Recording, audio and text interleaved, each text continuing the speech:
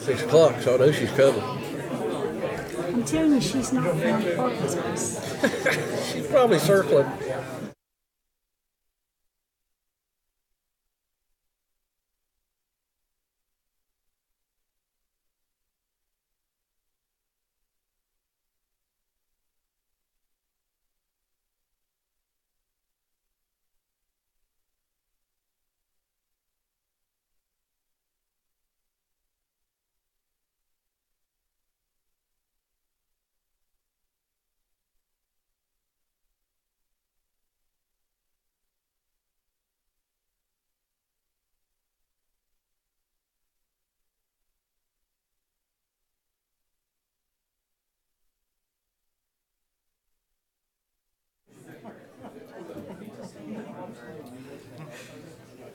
We've got any great harmony. Have you heard anything about that?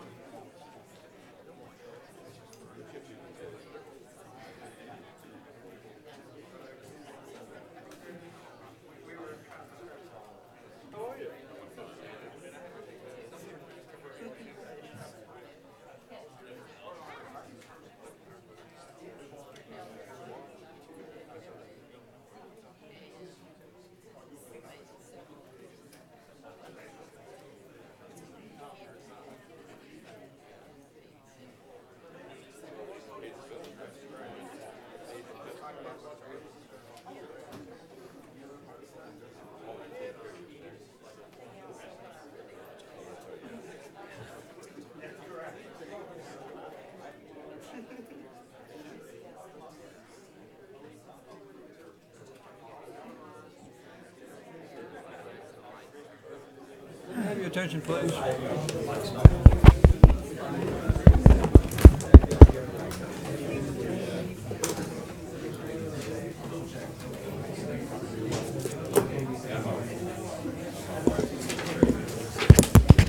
Welcome to the November 5th regular meeting of the Abington Town Council. Thank you guys for showing up tonight. We have a very nice crowd, and it's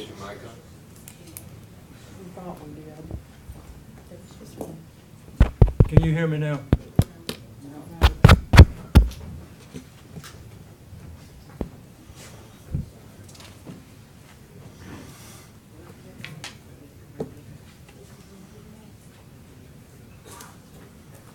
Mr. Craig, he said if you would speak up, he's working on it. Okay. Thank you. Speak up or? Speak up. Okay, I'll try again. I'll holler at you guys. Welcome to the November the 5th regular meeting of the Abington Town Council. Thank you all for attending. We have a very nice crowd tonight, and it's always nice to see interest in our public government. I know you've had a busy day, if you're like me, and I appreciate you all. We appreciate you all coming out. Kim, would you call a roll, please? Mr. Bradley? Here. Ms. Quetch? Here. Mr. Webb? Here. Ms. Patterson? Here. And Mayor Crick. Here.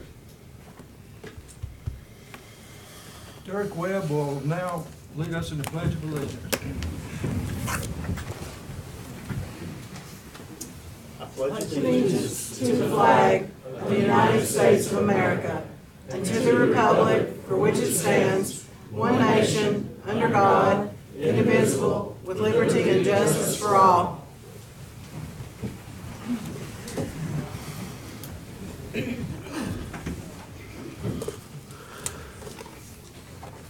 The first item on the agenda is a resolution recognizing and commemorate Max Hugo Herman for being a founding member and serving on the Veterans Memorial Park Board.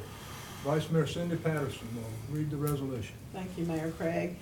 A resolution of the Council for the Town of Abington, Virginia to recognize and commemorate Max Hugo Herman for being a founding member and serving on the Veterans Memorial Park. Whereas Max Hugo Herman Max was born on February 21st, 1950 in the village of Alfdorf, Germany. And whereas at the age of 19, Max volunteered for a work assignment in the United States and left his native Germany and decided to serve his new country by joining the United States Air Force and becoming an American citizen. And whereas Max served America more than 20 years in the Air Force, fulfilling his love and undying loyalty and patriotism to the United States, always giving credit to America for helping Germany and other countries around the world to enjoy the freedom that they know today. And whereas on June 2nd, 2003, at the request of local military veterans, the town of Abington set aside, dedicated, and designated a 13-acre tract of land to be a permanent place to recognize and pay tribute to all American military veterans and all servicemen and women who gave and continue to give their lives for our freedom. And whereas Max and his friend Emmett Urey began a yellow ribbon campaign in Abington as a symbol of support for our military troops who had recently deployed for battle in Iraq. And whereas Max became a charter member of the Veterans Park Memorial Board on October 14, 2003, to oversee the development, design, and funding of the park to be a special place to express appreciation, dedication, education, meditation, and inspiration. And whereas for the foregoing reasons, as well as those that are still to be realized, the Council of the Council of the Town of Abington, Virginia, hereby commends and extends gratitude, recognition, and accolades to Max Hugo Herman, patriot and model citizen, for his role in creating the Veterans Memorial Park and his commitment to service of community and country. Now, therefore, be it resolved that the Council of the Town of Abington, on behalf of the citizens and entire region, in observance and celebration of Max Hugo Herman's dedication to the Veterans Memorial Park and being an outstanding citizen and a true American patriot. Okay, Council, what's your pleasure on the resolution? I move that we pass this resolution. Second. Motion to approve by Vice Mayor Patterson, second by Mr. Bradley. Any discussion? I'd like to thank Mr. Herman for all his years of service and for helping with establishing the Veterans Park. I'm a member of that committee, and it gives me great honor and a privilege to read this information out about what he has done for our country and for our town. So I would like to commend him personally, as well as speak for the council, and thank him very much for his service, both for town and country. Any other discussion? Kim, call the roll, please. Mr. Bradley? Aye. Ms. Quetch? Aye. Mr. Webb? Aye. Ms. Patterson? Aye. And Mayor Crick. Aye. The next item on the agenda is a proclamation designating November the 5th, 2018 in honor of Abington High School Golf Team 2018 Class 3A State Champions and Connor Creasy as individual champion. Derek Webb. Gosh, it's gonna be a long night, folks. Before I read the proclamation, I would like to just say a few words for you guys and gals. You know, in all the things, I said this once before, but in all the things I get to do in council, recognizing our youth is one of my very favorite. And I think you guys deserve a lot of recognition for what you've accomplished. You know, just to give a little background for those of you who aren't familiar with the golf team, they've won the state tournament 3 out of 4 years in a row. And I have to throw this in there. Back when I was a senior at Abington, we also won the state tournament. So that's the 4th state championship team. I was not on that team. I'm not a very good golfer, but I appreciate what y'all do. Having said that, I just want to thank you guys for all the hard work you've put in. Also the coaches, Coach Delp and I go way back. He was actually a teacher when I was at Abington, just to give you guys a heads up. He's getting a little age on him there. But we're very proud of what you guys have accomplished. It's incredible. I understand you won all but 2 matches, and those were very close matches as well. We just want to thank you guys for what you've done. As a side note, Connor, you know, you've impressed me, you know, time after time. I don't know if you guys realize he was just, I believe, placed on the Rolex Junior national team. Is that right? Which is a very high honor in golfing world. So, you know, just couldn't be more proud of you guys for what you've accomplished. Keep up the hard work because you may sure end up here like we are tonight, leading our town. And I just want to thank you for what you do. Having said that, won't keep you long. I'll read the proclamation. On this occasion, to honor and recognize the Abington High School golf team as the Class 3A 2018 state champions and Connor Creasy as the individual champion. Whereas the town of Abington wishes to honor and recognize the Abington High School golf team comprised of 11 members, the team's managers and coaches. Whereas the commitment required for student athletes to be part of a sports team include meeting required grade, attendance, and volunteer requirements in addition to attending daily practices and scheduled competition events. And whereas on October 8th, 2018, the Abington High School golf team competed in the Class 3A state championship at Williamsburg National Golf Course in Williamsburg, Virginia. And whereas Abington played a remarkable tournament with an 18-hole total of 310, defending the state title, marking the 3rd state championship won by the Abington High School golf team in the past 4 years. That's 2015, 17, 18, and 2001. Whereas team member Connor Creasy finished with an 18-hole total of 70, 2 under par to defend his individual state title. He is the state champion from 2017 and 2018. Now, therefore, by virtue of the authority vested in me as a town council member and the mayor, and on behalf of the Abington Town Council and citizens, I hereby applaud the commitment of the Abington High School golf team and proclaim November 5th, 2018 as Abington High School Golf Team Day in the town of Abington, Virginia.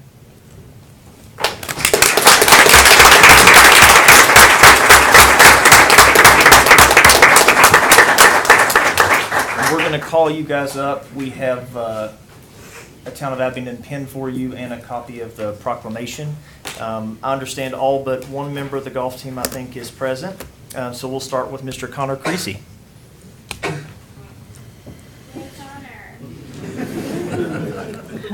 Okay, parents, we're going to make them stand up here, so you're going to get an opportunity to get a picture. Thanks. Connor, we'll just, can you make your way? Congratulations. Congratulations. Mr. Bryce Addison.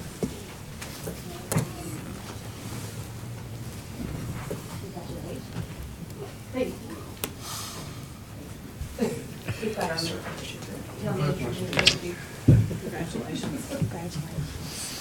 George Green.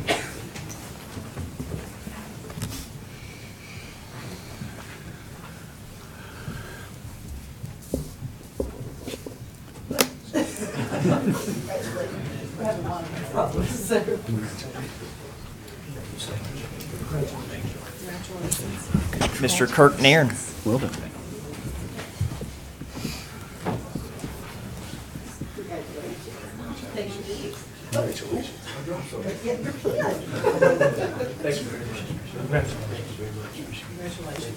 Congratulations. Jacob Boyles.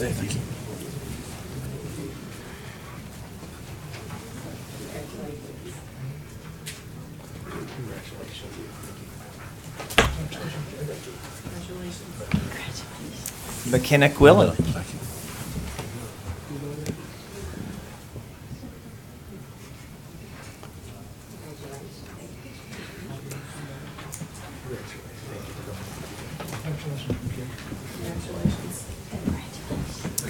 Marcus French.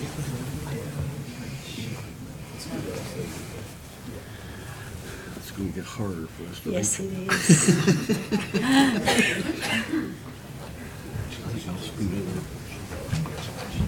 Congratulations. Will Austin. Might as well stand. Yeah.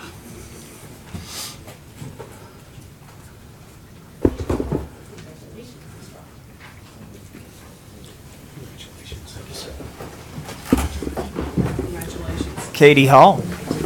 Well done.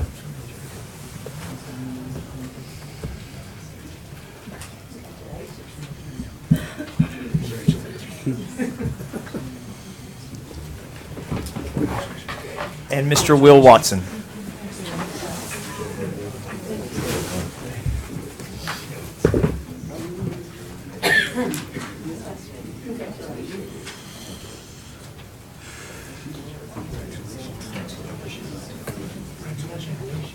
Congratulations.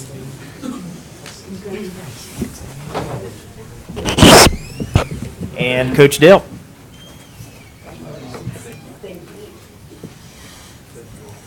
Council, if you each want to switch together behind you, we're going to Squish together. A little squish. Congratulations.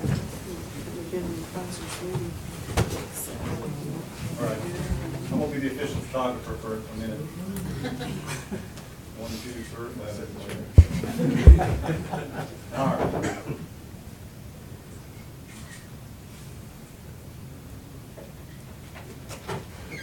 All right, mom's and dad. I didn't know everybody else was.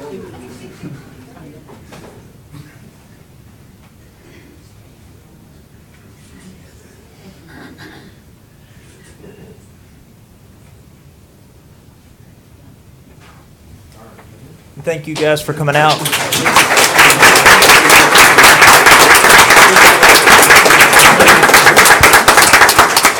And since we've started sort of a dynasty, I'd love to see, I know you're basketballers, thank you guys. Thank you for that. in parting words, since you guys have started a dynasty, I'd like to see a state championship next year as well. No pressure, all right? Good work.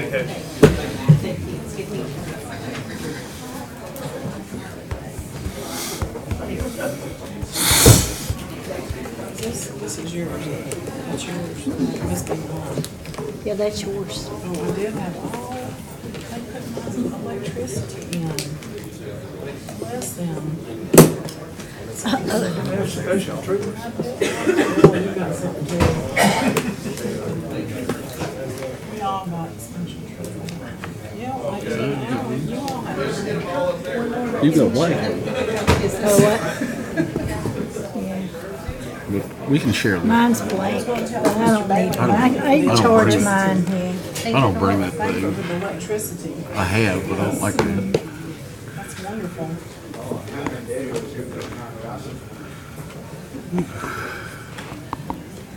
Okay, the next item on the agenda is a special recognition. Recognition of Officer John Carty for winning the Mothers Against Drunk Driving Award. Lieutenant Cole.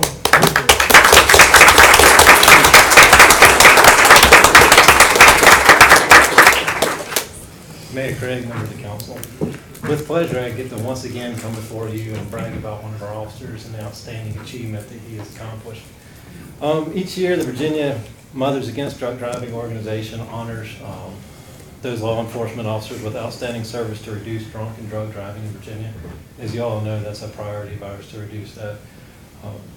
This year, Officer John Carty won this MED award for the Abington Police Department. He had the highest number of DUI arrests for our agency. In addition to this, he's also a standardized field sobriety test instructor so that he can go on and teach the younger officers how to gather that DUI evidence so that they can also enforce DUI laws. For those that don't know, Officer Carty's been with the agency for 10 years and is currently an acting supervisor of his shift. Along with the DUI instructor, he's also a field training officer and a firearms instructor. Prior to this, he served 8 years in the United States Army and is currently serving as a board member of the Veterans Memorial Park Board. I want to congratulate Officer Cardy on his DUI Enforcement Award and thank him for all that he has done for the Abington and all that he will do for our community. At this time, I'd like to give Officer Cardy his 4th MAD Award. Wow.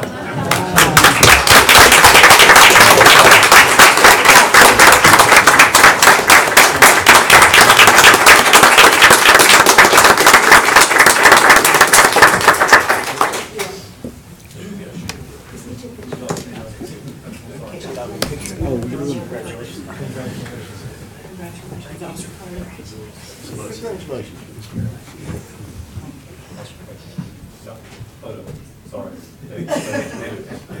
Get in there. Everybody's camera shot tonight. Chief Sullivan, should we be in my picture? My beard doesn't look as good as that. Maybe shake November, right? Thank you.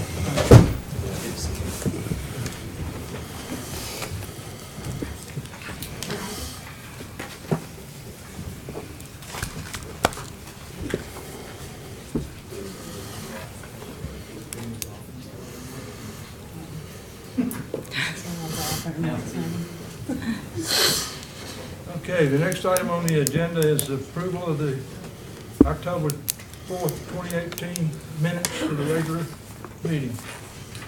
Are there any corrections or additions to the minutes? Move we approve them. Motion by Mr. Bradley to approve the minutes. Second. Second by Vice Mayor Patterson. In discussion. Kim, call roll, please. Mr. Bradley? Aye. Ms. Quetch? Aye. Mr. Webb? Aye. Ms. Patterson? Aye. And Mayor Craig? Aye. Okay, the next item is public comments.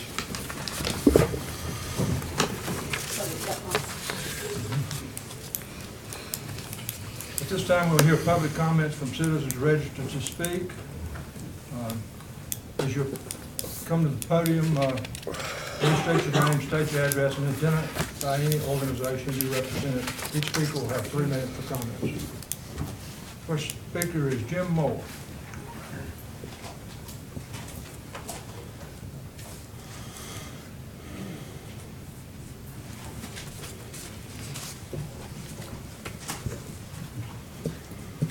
My name is Jim Moore, live at 133 College Street. Thank you for your time.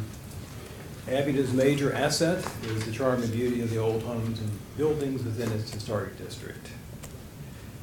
Abington is a certified local government required to protect and preserve those structures and the ambiance within that district.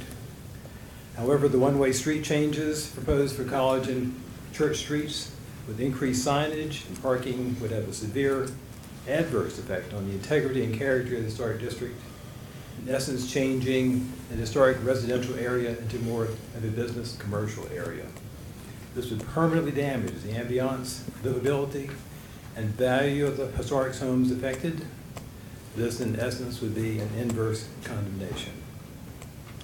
The proposed parking on Main Street in front of the Martha Washington Inn would totally block access to the fire hydrant there, placed to protect the inn and the adjacent historic homes.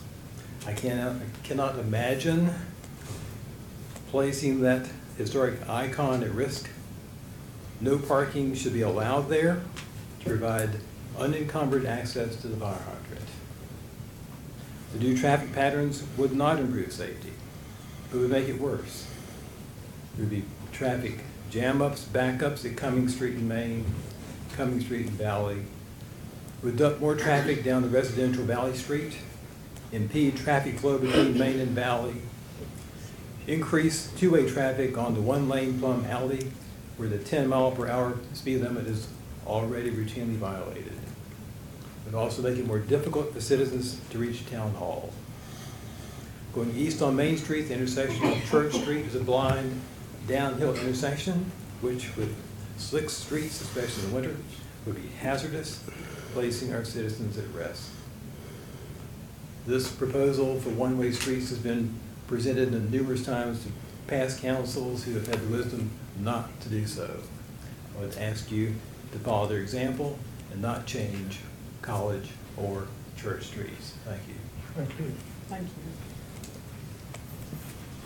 you. Next speaker is Janet Woolwine.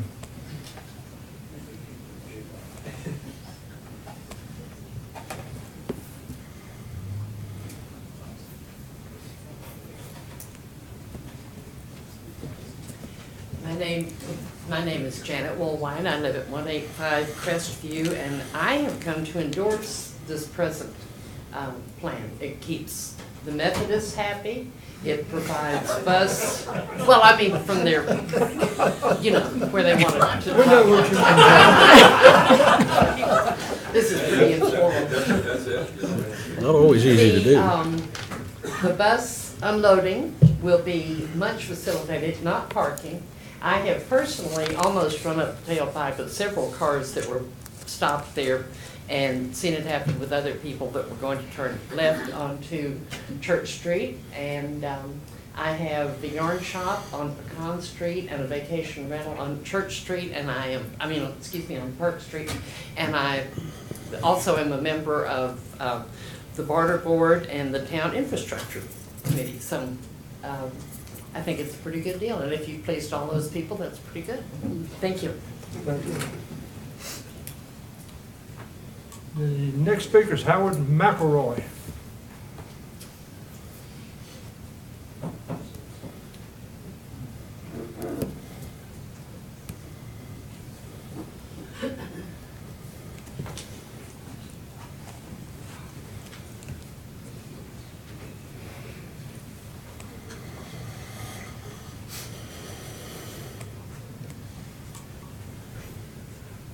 My name is Howard McElroy, as you said, Mayor Craig. I live at 160 Crestview Drive, and I'm a citizen of Abington. I'm now retired, worked here for 40 years, and recently retired as of last year, after which I broke my legs. I don't recommend it to any of you, especially at some of our ages. I'm also a longtime member of the Barter Board. I like to point out to people that I was served on the board before Rick got here even. That's a long time. It's a while. And that's how long I've been living, you know, moved here, my family moved here in 1977, so we've been here for 40 years plus.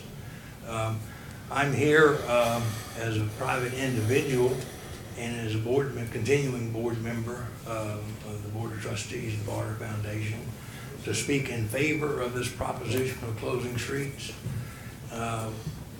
Internally, Barter has had numerous discussions about the problem of parking in the town of Abington for our patrons. And I don't know all the people who have met with various officials of the town to talk about it, but it's been pretty extensive over the years. And all it's done is increase the problems. And of course, we hear it from our patrons. Bus tours are a particular problem for us. As the buses have gotten bigger and more people are coming in buses now, that's a source of a lot of patrons and a lot of revenue and visitors for the town and for Barter Theater. And one of the biggest problems pointed out to us by our patrons is there's no parking. And people who come to Barter Theater, our patrons who come from outside of Abington, which are a lot, and that's their first complaint.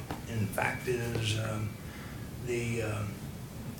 got to be such a problem that our patrons are telling us we would come a lot more if it wasn't for the parking problem. That's the number one thing on their minds, is there's no place to park, or it's way too far to walk once you do park.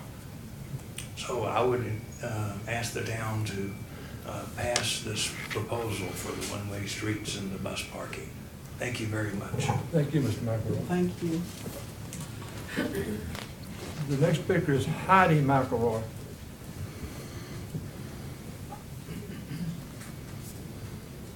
I encourage her to go first.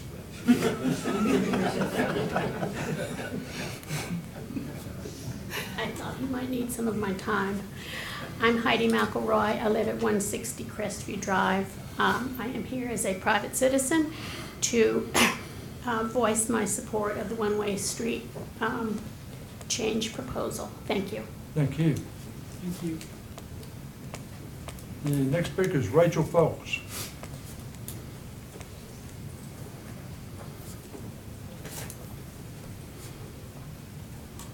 Good evening, I'm Rachel Folks. I have lived on Main Street for 40 years. I live at 127 East Main Street, a block and a half from where we're currently sitting tonight. I recognize, probably more than most of you in this room, the traffic issues and the parking issues that we have on Main Street. It's not just affecting Barter Theater, but it affects all the businesses on Main Street. Places to park, how to come and go. It's just a challenge for the whole community. It's not just Barter Theater, it's the courthouse, it's all the restaurants up and down Main Street, probably the cleaners getting in and out of there. So it's a challenge that we need to address looking at the whole problem, not just one individual group here. I recognize right now that the traffic on Main Street is heavier than normal, and that is because of the closure of Green Spring Road. If we decide to do anything with streets, this is not the right time to do it, because the traffic right now is just heavier than it normally is. I'm concerned. I'm a patron of the Barter Theater. I've always been a patron of the Barter Theater since moving here in way back in the late 60s. So I recognize the need that Barter has, just like everybody else, for parking and convenient parking. But I also am concerned about the negative impact that making streets one-way, College and Church Street, will have on the public. The inconvenience for that, I don't think is going to be favorable to the Barter Theater. Ironically, I was in front of my house today changing window boxes when it was time for the children to come for the theater today, and the traffic was backed up over to the top of Court Street, all in front of my house, while everybody was unloading and children were crossing the street. It was also the same thing coming in the opposite direction. People get antsy when they can't move and the traffic wasn't moving, so they were all cutting through the Methodist Church parking lot, trying to go up and down, Plum Alley, many of whom, aren't familiar with the challenges on Plum Alley as a one-lane road and with a 10-mile-an-hour thing. So I think what I'm trying to say here to you is that people will find a way to get around, if we section off those streets into one-way streets. I would encourage you not to do that right now. Let's take a look at it, but I'd also encourage you to let's look at parking across the Main Street area, get all of the businesses, the courthouse, everybody together to say what might be a better solution for what we're doing here in the community. Thank you. Thank you.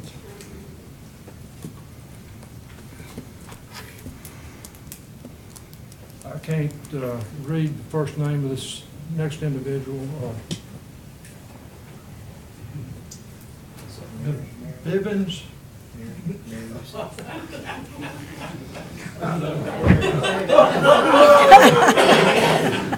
Blackjack Bivens.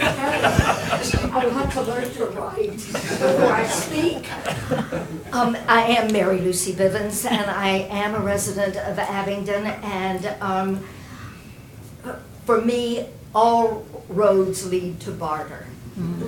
And for 15 years, I have seen the problem of parking increase, and so as a citizen of this town who has to park in the downtown area, I would love to see some improvement. So I am saying yes, please, to this proposal. Thank you. Thank you. I'm sorry I couldn't read the name. It's all right. You'll find out later.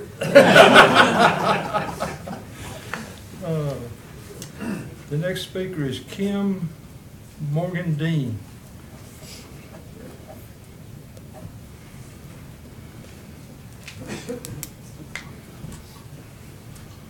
Good evening. My name is Kim Morgan-Dean, and I'm a resident of Abington as of February of this year. So I also was on City Council in Lewisburg, West Virginia, where I recently moved. So I sympathize with the need to balance the needs of a historic district with a growing town. I am speaking in support of the one-way street proposal because having been in Lewisburg as a historic town, what we found, I think this is a easy permanent solution. We found that because of pushback, we couldn't find a permanent solution. We were constantly trying to find more parking for the downtown area.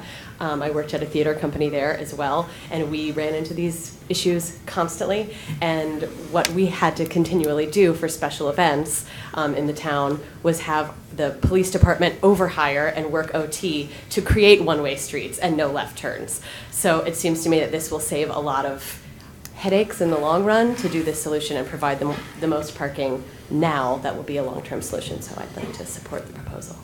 Thank you. Thank you. Thank you. Next speaker is Rick Macbeth.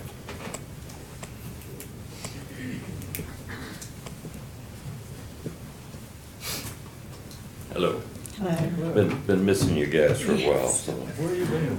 Well, there's a lot of things going on, and family and everything else, so we've been pretty busy. Two things. I am totally in support of this from a number of different areas. I kind of wish there was direction was a little different, but that's fine. Either way, it is going to take a little time to get used to. That's normal. Anytime there's change, it's going to take some time. But the biggest thing, if everybody knows right now, there is a survey going around that we've been asked to log on to. And one of the key things they ask you, what are some of the things that are wrong with downtown? The biggest thing is parking. And then you have some empty buildings too, but that's another story altogether. We're not going to go there today. But the parking is the biggest. There's no place to really come down to park. We're patrons of the bar ever since we moved here. And we're very avid with, especially with my last name, you cannot speak it in the theater. So, and yes, we know all about that, right? Yes. So, yeah, don't cross her. Yeah, I'm a thespian too also, so I'm a very avid theater person. But anyway, this is the thing, but that's not the only thing I'm here for. But I agree totally.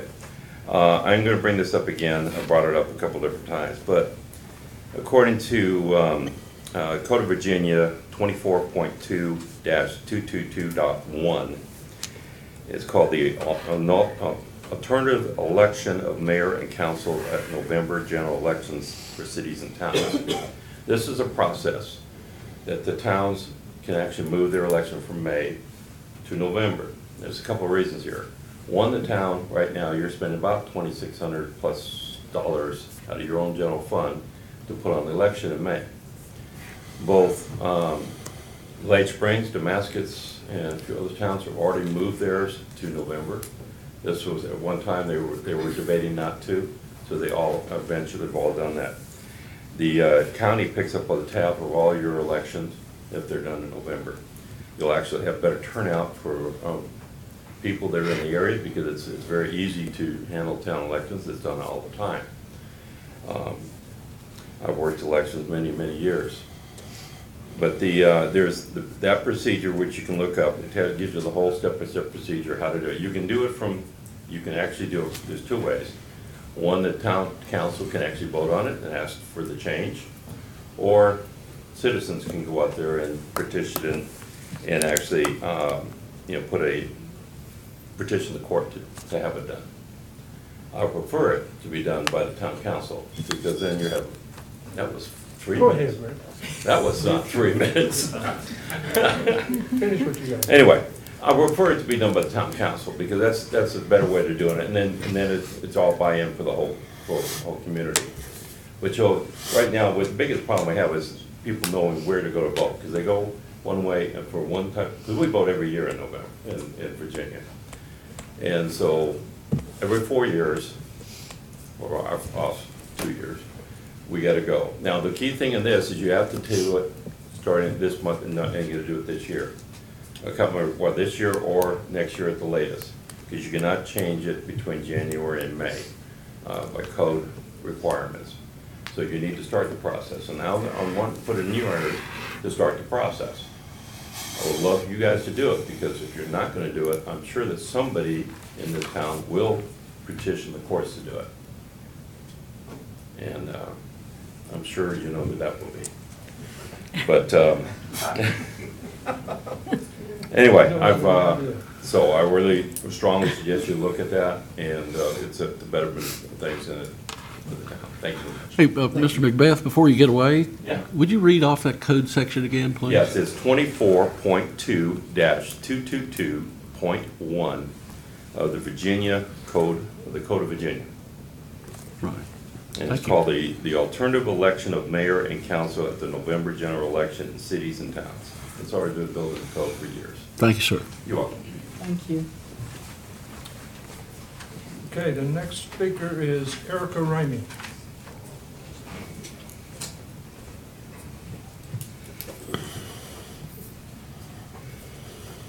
Hello. Hi, Erica Ramey, and my address is 127 West Main Street. I am the group sales manager for Barter Theater. So the bulk of my job is scheduling these groups who arrive on bus and talking to them about the parking plans and where they can load and unload their buses. And for a lot of our groups, they have mobility issues. So the thought of parking in the stage 2 lot, assuming there is parking for a bus there, and then walking all the way across the street, it's just impossible. So having College Street as a one-way for a loading and unloading zone would drastically improve the experience of the groups, not only the ones with mobility issues, but for the safety of the school-age children. Just this morning, we had our Young Playwrights Festival. We had 2 events, one at 9 a.m. and then one at 11 a.m.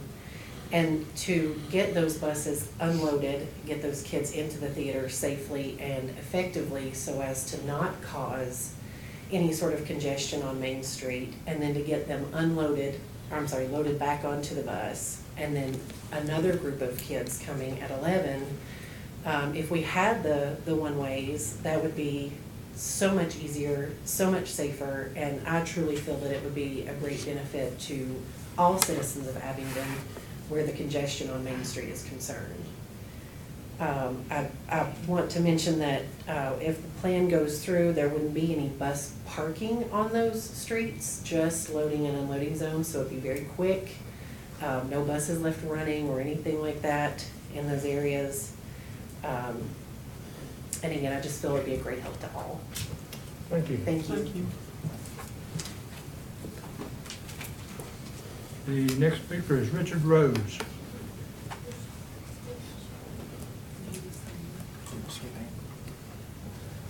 Okay, I'll get you. I'm sorry. Oh, okay. Yeah, you go ahead. You should go Okay, first. is that all right if I go Yeah, before? yeah, you should go right ahead. He's I'm my sorry. boss. Go ahead, myself. You gotta give him the last word. Yeah, well, what are you gonna do?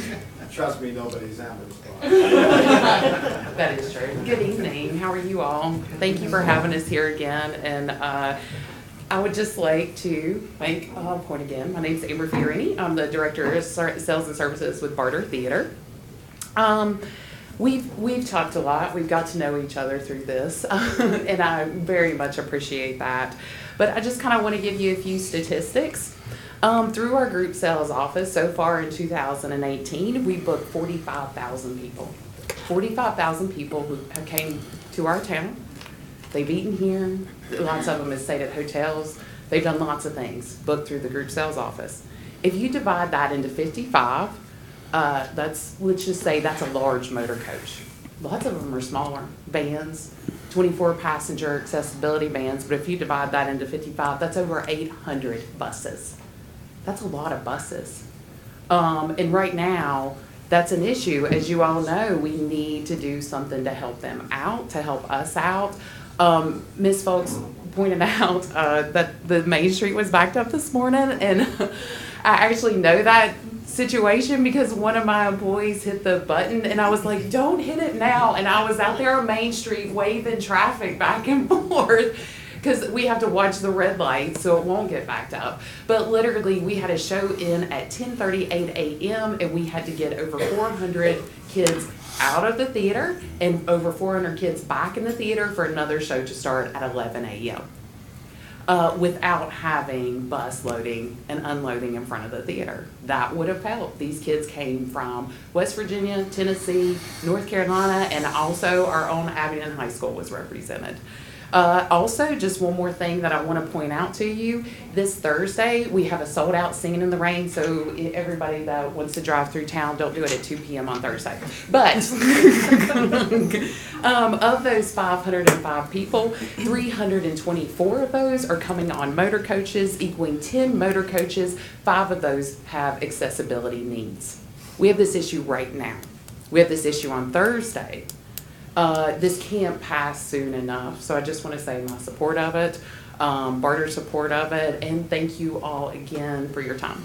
Thank you. Thank you. I have a question before you leave, Ms. Verity, please. When you said 45,000 in 2018, and you said divide that by 55, yeah, that equals 800 buses.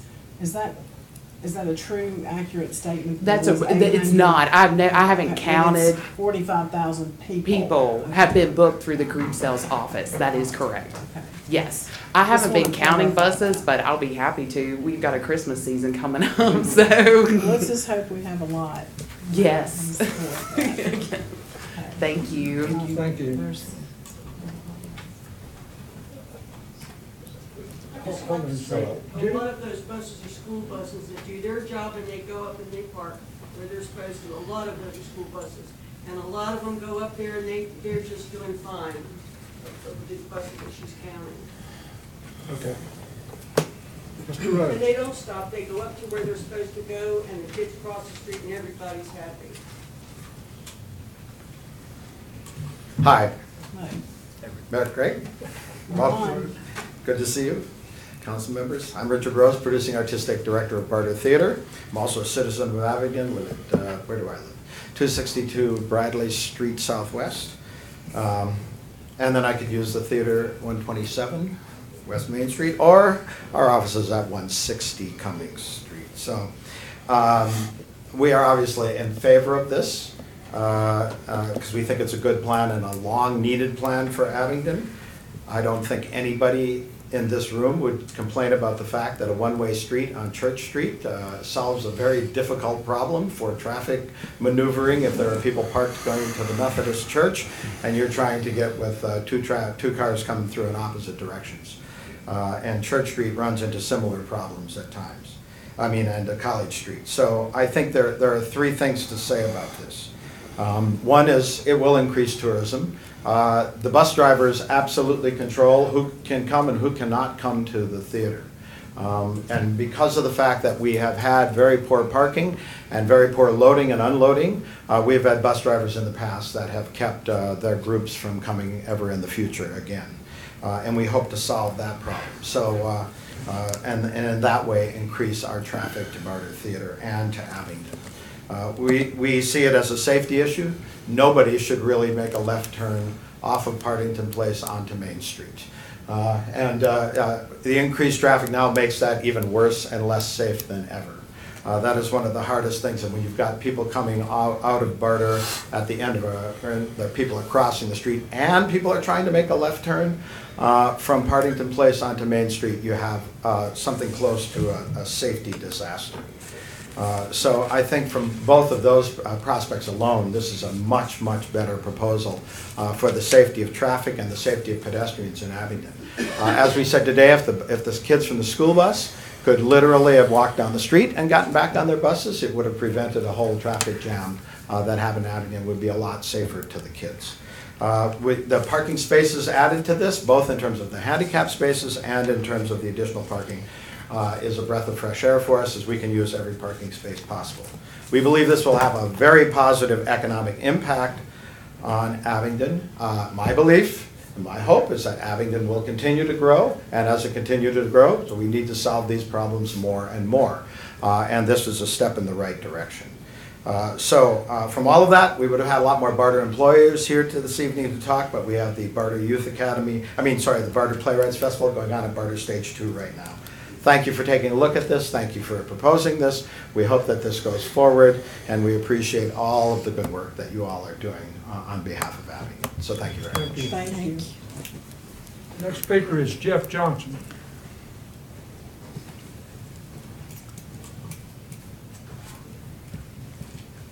Good evening. My name is Jeff Johnson. I live at 102 East Main Street. I want to encourage and applaud the council for undertaking measures of this nature. The town that we live in right now is not the town we used to have. So these are tough decisions that require a lot of thought and understanding. With that said, I would like to see this. I echo Rachel's comments in that I think a total traffic plan needs to be looked at versus what you have here. I understand the barter, and I certainly appreciate their concerns, but the total number of parking spaces being added is not material.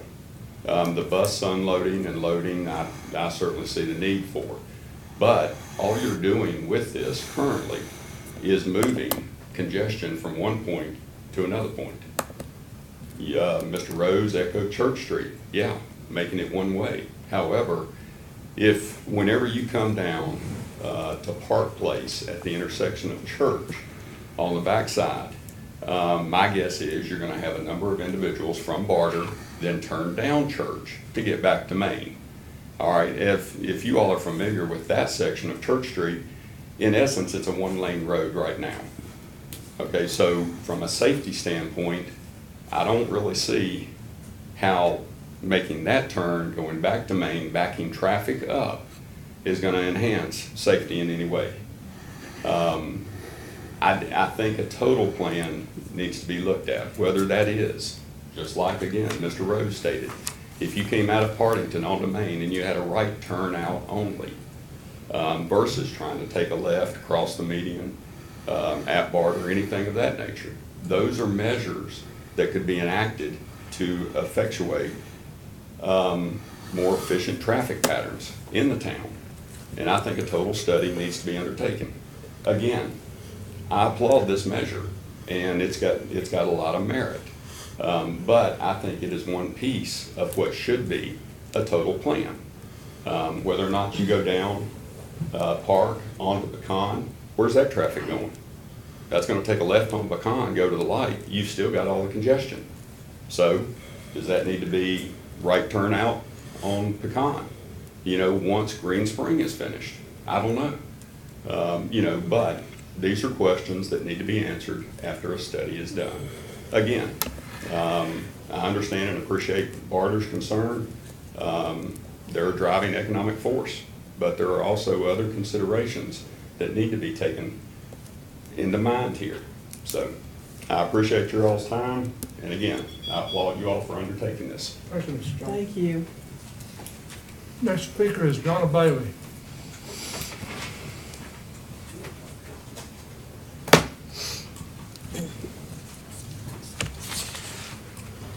Good evening. My name is Donna Bailey. My address is Post Office Box 541, Abington, Virginia. And I had two topics that I wanted to talk about. The first is I want to thank each and every member of this board for taking the time to listen and debate over this Summers Law Office. It's very important to a lot of people. And I also realize that it's a continuous council, and things and decisions that were made in the past, they're put to you to carry out sometimes. And it doesn't make it fair, it doesn't make it right, and it certainly makes it a difficult job.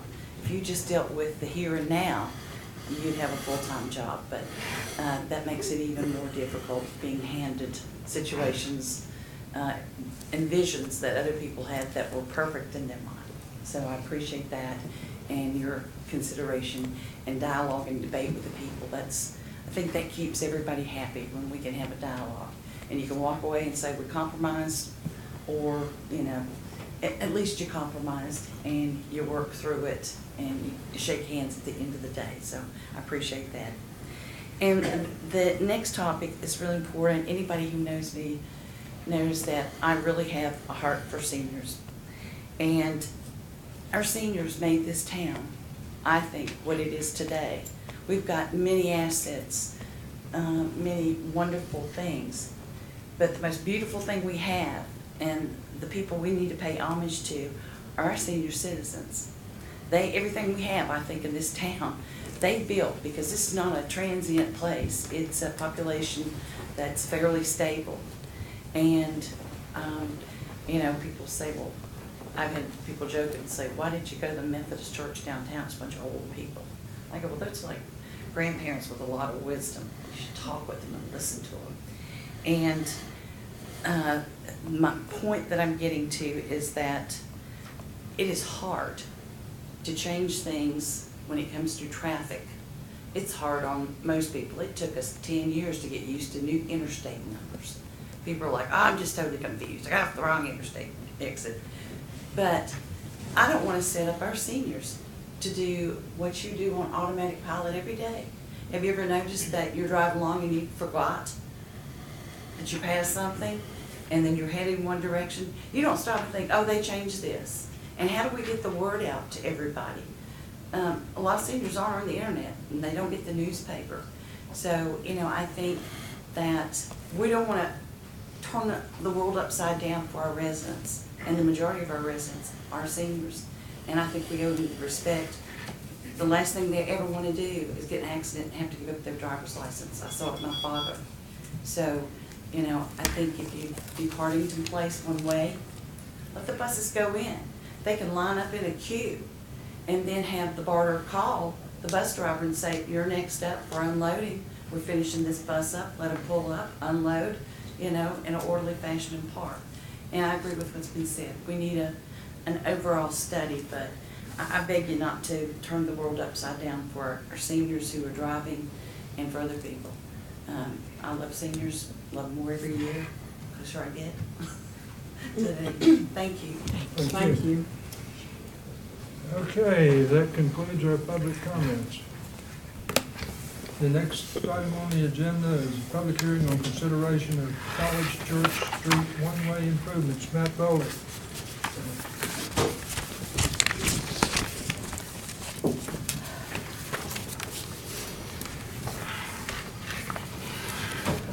Good evening, Mayor and Council. I appreciate the fact that you have a public hearing. Sounds like we're not going to have anyone to speak on public hearing for the one-way streets now. I think that's good. That's going to go real fast now. I appreciate that. But again, thank you for having this on the agenda tonight. I would like to say that, point out that as you look at this proposal, the number one factor that the staff has certainly looked at has been safety for the traveling public here in town, out of town, and in-town people. The one-way streets really, I do think, address a pretty major safety issue we have here in town. Anytime you can eliminate a traffic movement at an intersection, you've increased the safety for that intersection. It's not so much a safety issue, but it does segue into it nicely. We need to provide a high-quality bus unloading loading zone for the tour buses that come to town.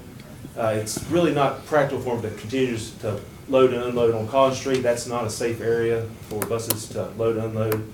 So having the zones on Main Street really, I think, have two factors. They are safer and they do support the barter business. We do, all the decisions we've been making today, although it's not a driving force, we always are keeping an eye towards more parking. So if this is enacted, of course, we will have opened ourselves up for several more parking areas downtown. That does summarize what we looked at as a staff. I would just like to say this is the official staff recommendation. We have taken, we've put a lot of time internally to look at that. We've really tried to work hard with the citizens' comments and take their input into our consideration when we present this to you. This is an effort of a lot of work internally, and I think a lot of interaction with staff and citizens also. I'm really pleased with how we've gotten to this point. It's been a very, I think, an open, good dialogue between a lot of different groups that have been have a lot of concerns in this area. I'd be happy to answer any questions you have tonight, and of course you are opening the public hearing for this tonight. If you have any questions, I'll be happy to answer those for you. Matt, I have one. The gentleman that indicated that Church Street being two-way was a problem, but traffic on Partington would come down Church Street. The plan includes a prohibition of that left turn, doesn't it?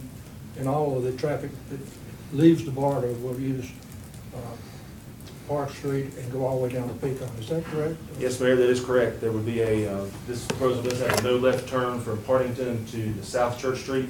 Okay. It is our intent to try and funnel that traffic to Pecan Street, ultimately to the stoplight, where we can all make the safe left turn movements. I thought it did, I just want to be sure. Okay, at this time, I declare the public hearing open. If anyone would like to speak about the one-way plan, come forward and give your name and we'll allow you to speak. Yes, sir, come on up.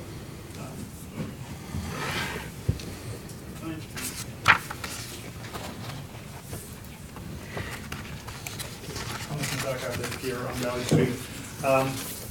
The one question that I don't understand when I'm looking at this proposal is we're basically closing off the only left turn lane traveling east on Main Street all the way from the post office. That's pretty much the only turn on College Street. It's the only left turn lane that we have. So I'm not quite understanding how that will improve our traffic situation. Matt can answer that question. Well, again, I would say the intent is not necessarily to improve the flow of the traffic. It is intent to improve the safety. By taking the College Street left turn lane away, we do feel that we'll have the opportunity to add the same left turn there at Church Street. And by being one way, it would be able to handle that traffic that's going from Main to Valley in a very safe manner. Thank you, Matt. Come on up. Yeah, can I also say something about that, just in conflict with what Jeff had said? The problem you have right here is this traffic will actually start bottlenecking all the way up to the traffic light, particularly if you get a couple of people turning left. And people don't turn left here to go find parking spots back, you know. If you move this down, you actually have a better opportunity for traffic flow considerably. And also people then can come and turn in here, which will reduce the traffic later before they hit that left turn in that bottleneck area. So there is a way better flow to that whole traffic. Mr. Rose, could you, while I'm bringing him up here, Mr. Yeah, go ahead. Could you say, when you move that down, could you be a little more specific so that we can understand what you're So saying? you're moving from College Street, you have this left turn on College Street, right? So you get a little bit of bottleneck, anybody turning left here and then people coming around, which slows traffic down. If you move this down to here, you take away that bottleneck, so when people come in here, the traffic can flow off into the parking lot without having hit a bottleneck before doing that. This frequently goes back to the light, and you'll take away a lot of that. And if you get busing, unloading and unloading there, you won't get buses loading and unloading here, which they stop and do right now, because they have no other option. And you won't get as many kids and groups of buses crossing the street, which is dangerous to them as well. So from all points of view, this particular aspect is really, really advantageous. Okay, Jim, you haven't had a chance to speak. I'll get you next, sir.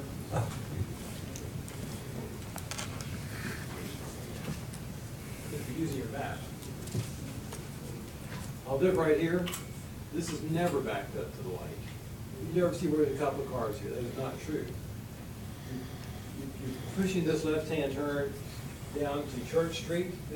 Looks flat on this piece of paper. This is a downhill grade, steep downhill grade.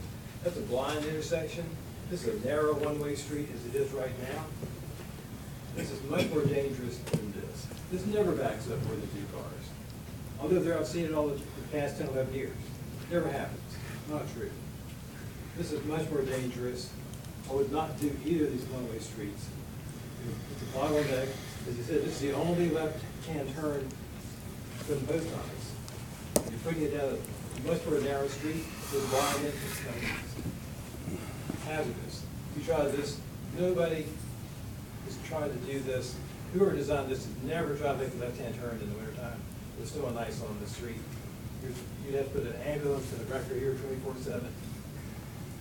Super hazardous. Okay. One more thing about that turn. There is a left turn lane here on College Street. And there is not a left turn lane when you go down to Church Street. There's not a left turn lane. So what happens is the traffic, when people are coming across the street from the parking lot, across the street from Murder, that's their way, turning left, because there's a lane there to turn left to go to Valley Street. If you block that street the opposite direction, there's no way for any of that traffic to move. A lot of people are crossing the street. Yes, ma'am, they're gonna put in a left turn lane on Main Street at Church Street, okay? There'll be a new left turn lane put in. What do they, nobody's addressed the fact that the fire hydrant is blocked by this traffic. Yeah, I know. It's a safety hazard. They'll have to block that off. They won't be able to use that. You can't use this parking. Yeah, I You understand. jeopardize the end of these houses. So, that eliminates the one-way street going this way. Okay, Judy.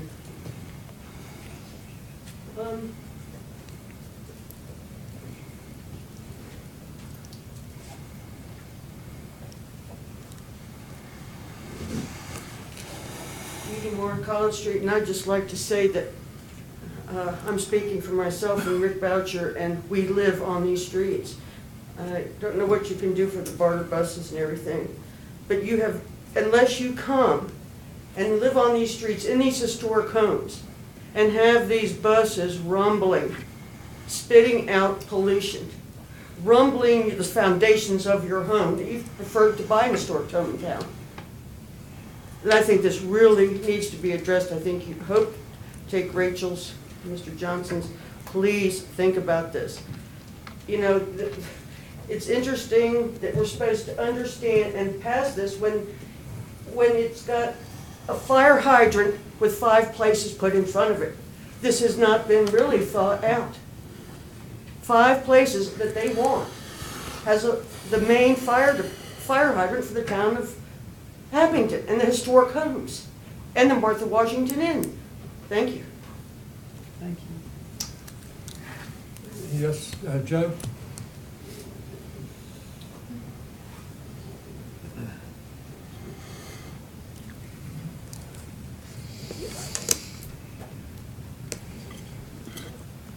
Hello, Joe Levine, 340 and 350 Green Spring Road. I'd just like to suggest that with Rachel and Jeff Johnson, that you look at a comprehensive overall plan for the town. I think, as somebody pointed out, we're picking up about 5 parking places. If I'm not mistaken, the traffic study that was done for the sports complex said that we're going to lose 6 parking places near the Pecan and Main Street. At least that's the recommendation that came out of that study, was that we'd lose the parking places in front of the Presbyterian Church and then the ones up across from the olive oil store. You have the problem in this town of all of the extra traffic that's going to be on Green Spring Road, running right there in front of the train engine where the Creeper Trail is. You know, the one suggestion that was made in that traffic study that was ignored by the last administration was hold public hearings and look at a comprehensive plan. It was never done.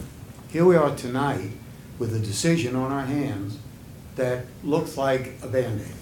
So I'd suggest that whatever you do tonight, please go ahead and do the comprehensive study and really look at what's the best thing for the town. Thank you. Thank you, Joe. Thank you. Yes, ma'am.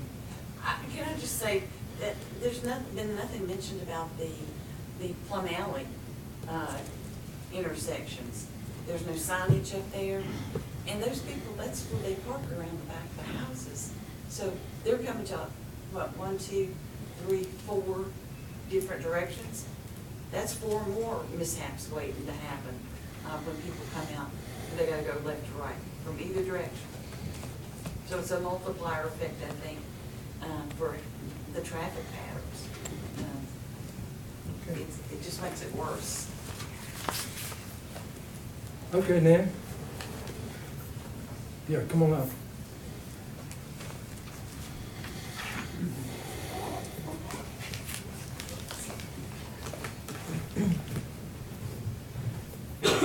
I'm Nan Harmon, 498 Green Spring Road, and I have really studied this. I've listened well to what people have said tonight, but one thing just occurred to me is that until the town knows the impact of the traffic from the new Meadows development, and, you know, for success, we hope it's huge. We hope the traffic is to that development is going to be a lot.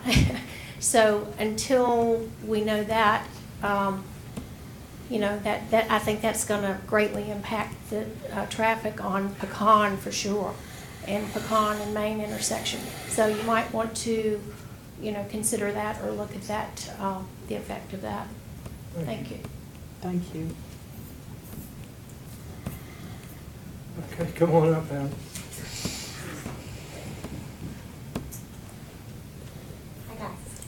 Hannah Ingram. I just want to say that for all intents and purposes, the area of Church Street that is currently being debated as being a one-way pretty much feels like a one-way anyway, depending on who gets there first. When someone's parked at the Methodist church, and then there's always a standoff where someone has to kind of squeeze over to the one side, it is less of an issue on College Street, but I would say that it's already not too much of a stretch to say that it kind of becomes a one-way. So to have it actually be something that is sanctioned by the town and addressed, and with signage that everyone can agree on, and do traffic laws, I think, at least for that street, that's my experience. Could you state your last name, please? Oh, yes, Hannah Ingram. Sorry, I didn't say it. It's Thanks. okay. Just for the record, I'm not being a problem there. Okay, would anyone else like to speak? We've had a lot of speaking tonight on this matter. But you're certainly welcome to come forward. Mayor? Yes. Just wanted to mention that I had received and forwarded to the members of council an email from Mark Goodman, who was not able to be here today. Told him that that would be part of the record of the public hearing.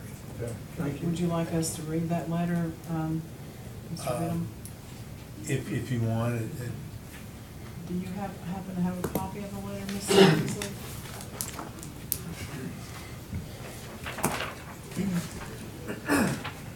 I'll read the letter from Mr. Mark Goodman. It was dated on November 2nd, 2018.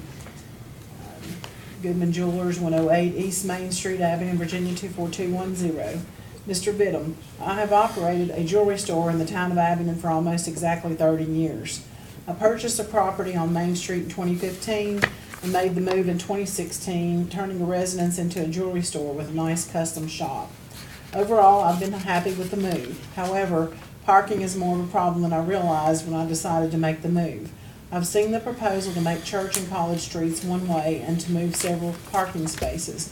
The only benefit I can find to this plan is to add parking near the town hall and to make it easier on the barter buses at the expense of those of us on this end of the block. The plan shows removing 4 parking spaces right above my store and making a turning lane. This turning lane will put cars coming down this hill, usually at an excess speed, I may add, and moving them over to the right to get around left turning traffic, which will probably have a hard time turning left even with a lane. This puts the zooming right at my 4 spaces in front of my store. Customers already complain that they have a hard time getting the driver's side door open because of constant traffic. I'm worried that we will be putting a whole lane of drivers heading right into clients attempting to get out into and out of their cars. This turning lane is right at the crosswalk and just above the first space. My wife's car was hit last year by someone who would not stop to let her back into the driveway. They even move across the center line on a regular basis to get around anyone stopped or trying to park. Sometimes they even cross the center line doing 30 to go around someone getting into their car. I realize that the town is going to do whatever it decides to do, and that my business is very small and not significant in the big scheme. However, I do not believe that I would have purchased this property and made this move if I had known that the town wants to take parking, which is in short supply, and then direct traffic, which often comes down this hill well above the speed limit towards the parking lot that we do not have in this block.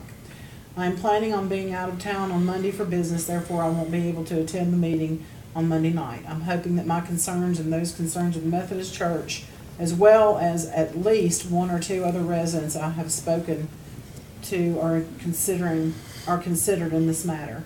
I understand the importance of the barter and that the town hall wants more parking, but this will be at the expense of those of us in this block. Thank you for your time, Mark Goodman, and please let that be in the record. Okay, if there are no more speakers, I declare the public hearing closed. Council, what's your pleasure on the College Street, Church Street one-way plan?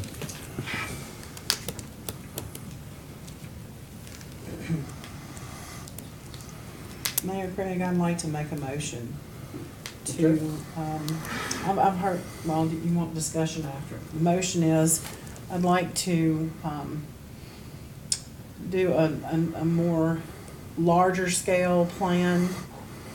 This particular proposal here, and for the proposal of the traffic pattern in entirety in Abington after Green Spring Road is finished, because we have no idea how much more traffic that we're going to have on Green Spring Road. And I want to be very, well, is that the motion? That would be the motion, I guess. Let me think just 1 second.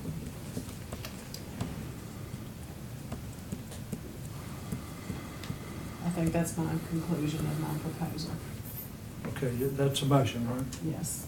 Okay, I believe the motion was to do a study after the completion of the Meadows development is Ms. Patterson's proposal. That's our motion, I believe. Yeah. I'm trying to restate it. Is there a second?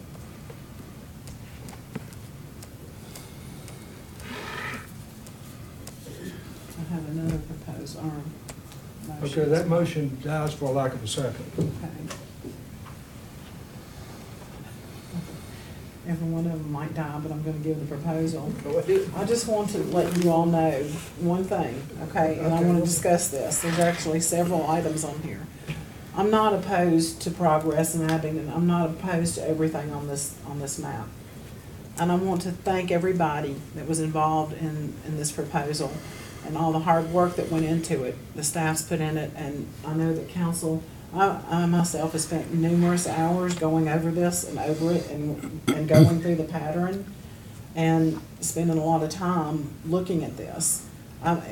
Timing is everything. I feel that timing is everything. It's important. People in general, citizens, myself, we don't like change, but we gotta change sometimes because we're growing and there's no way we're gonna stop it. I think we do need bus unloading and loading. I think that's very imperative for the barter to continue to be successful, and I support that. I think that we need the barter to have the buses.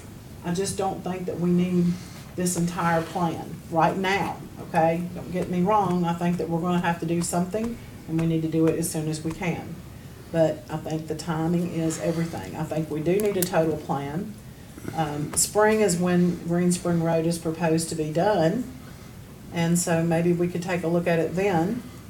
But as Ms. Folks and Mr. Johnson and several others have said, we need to do a total study and not just do a Band-Aid. I know I've seen traffic backed way up right now to way back, you know, all the way to Pecan Street.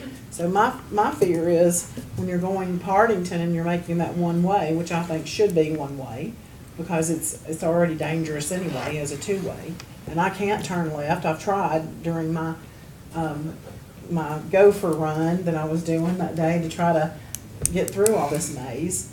And then you just can't turn left there. It's almost impossible at Partington to Main.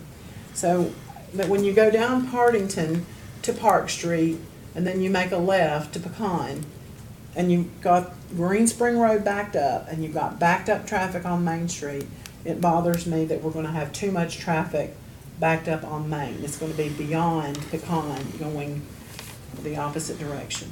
You know, do you understand what I'm saying? I hope you do, because I'm trying to make this clear. But safety is an issue, and the fire hydrant concerns me in front of the Martha Washington Inn. That's a big building. There's a lot of old historic homes there as well, and I don't feel like that we should sacrifice the hydrant, if that makes sense. That's all I have to say. That's what my thoughts are. I'd kind of like to follow up with what Cindy's saying. I mean, I truly hope the public understands we have all of us have given this a ton of consideration. And I don't think there's a perfect answer.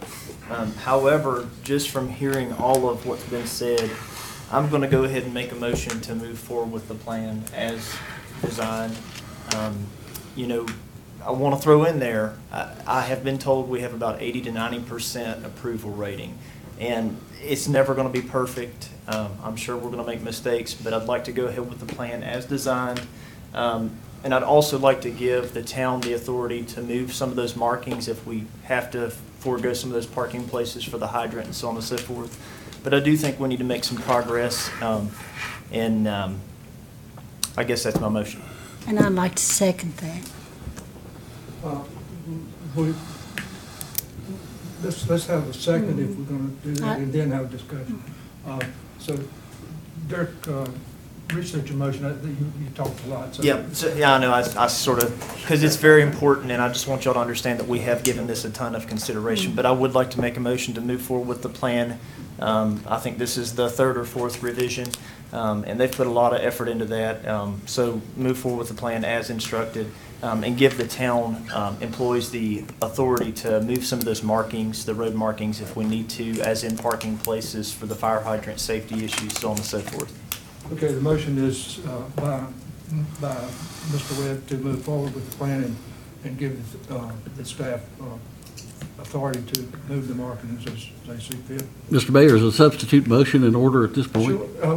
This motion hasn't been seconded yet. I seconded it. I seconded it. I'm sorry, I didn't hear that. Okay, second by Mr. Quick. Sure, Al, you can make a substitute motion. I'd like to make a substitute motion in 3 parts, please. To make Partington Place and the westernmost block of Park Street ending at Church Street one way, with traffic moving south and east on those parts of those 2 affected streets. However, these streets to remain as 2-way streets until the reopening of Green Springs Road. Second part, Church and College Streets to remain unaffected with the addition of no left turn signs at the intersection with Main Street as necessary on those 2 streets, and the town will enforce the no parking limit on College Street.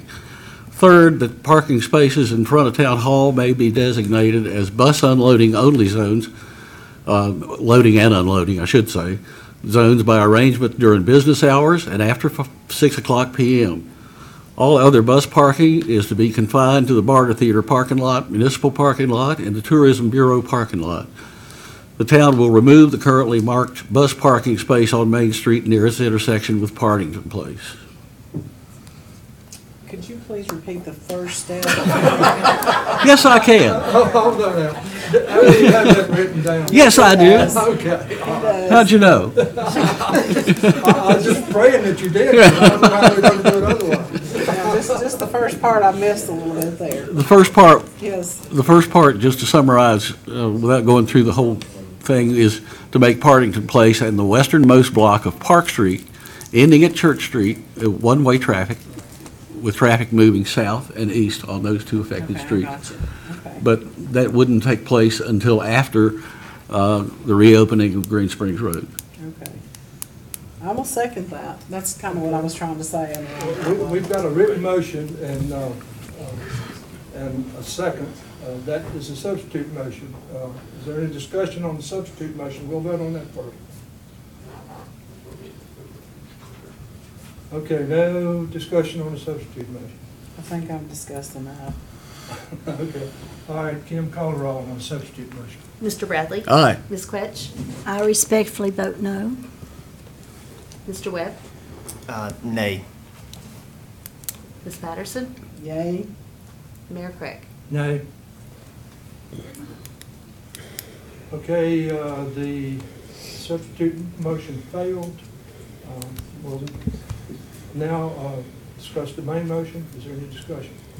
The only thing I forgot to add to my motion was that I do think we should wait until Green Spring Road reopens before we actually ensue with construction, because I do think that will factor into the traffic being a little heavier. So I think and we're getting ready to deal with winter time as well, so I think it makes sense to kind of push it off for a couple of months until Green Spring Road is reopened. Okay, I gather you're amending your motion. Yes, sir. Okay, there's an amendment to the motion to not begin to work on the plan until spring? Is that what you said? Spring. Okay. Is it okay, Donna, if you amend Yes, this motion? spring. Okay. The motion has been amended. Call roll, Kim. Mr. Bradley? Nay. Before you Excuse me. amend it, I'm sorry, could you please repeat the motion with the amendment? Sure.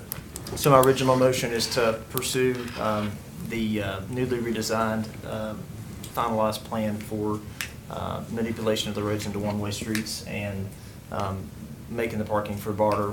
Like I said, I want to give the town employees the opportunity and authority to change the road markings as needed if we need to take or move parking places for safety reasons, because safety is at first.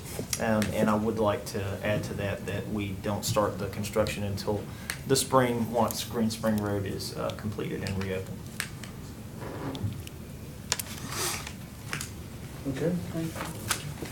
All right, is there any other discussion? I recognize safety as well. I'm sorry, I do need to talk a little more. I do recognize the safety issues. I recognize the hydrant as well in front of the Martha. And we have to balance things. And this is hard to do. If you all were sitting up here, it'd be hard for you as well to try to balance this. So respectfully, all in respect to try to get this done the proper way, and I still think we need a total plan and not a Band-Aid, if that's all I have to say. Thank you. Okay. All right, Kim, call roll, please. Mr. Bradley? Nay. Ms. Quetch? Aye. Mr. Webb? Aye. Ms. Patterson? Nay. And Mayor Craig? Aye. Okay, that completes that item. The next item is a public hearing to adopt an ordinance amending the Town of Abington's fiscal year 2018-2019 annual budget to reflect a federal grant awarded with a match from Washington County, Virginia for the purchase of air packs to be split between the Town of Abington and other Washington County participating fire departments. The total budget amendment will increase the budget expenditures and offsetting revenues by $856,800. To the Firefighter Grant, Department of Homeland Security, Federal Emergency Management Agency, in the amount of $778,910 and $77,890 from Washington County. Chuck Banner. Bringing John with me. Sounds like y'all got a lot of money. Well, I hope this was a little less controversial than the last one. I hope this was pretty straightforward. But what we would like to do, anything that's over 1%, we're required to bring to you a budget amendment request. And I do make this request on behalf of the fire department. I'll let John explain more about the grant that he got. It is a total of $856,800 to the general fund, which represents from federal funds the Assistance to Firefighter Grant, Department of Homeland Security, FEMA, in the amount of $778,910, and a matching portion from the county in the amount of $77,890, for a total of $856,800.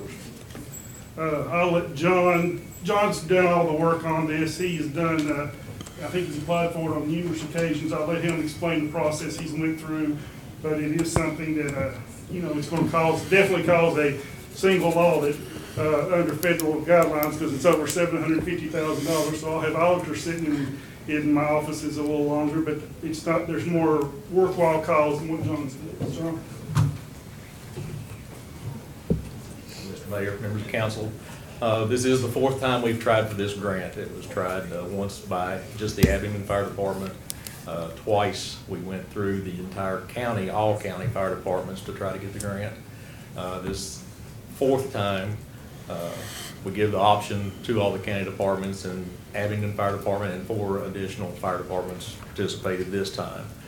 We did receive the grant to buy new air packs. These air packs cost about $7,000 a piece. It's a grant for 120 air packs. Abington will get 30 of those. The matching grant comes from the aid to locality money that is given to the county through the Virginia Department of Fire programs. 5 departments that received this grant has chose to use their aid to locality money, which is in the neighborhood of $18,000 that we get from the county through the state every year to do that.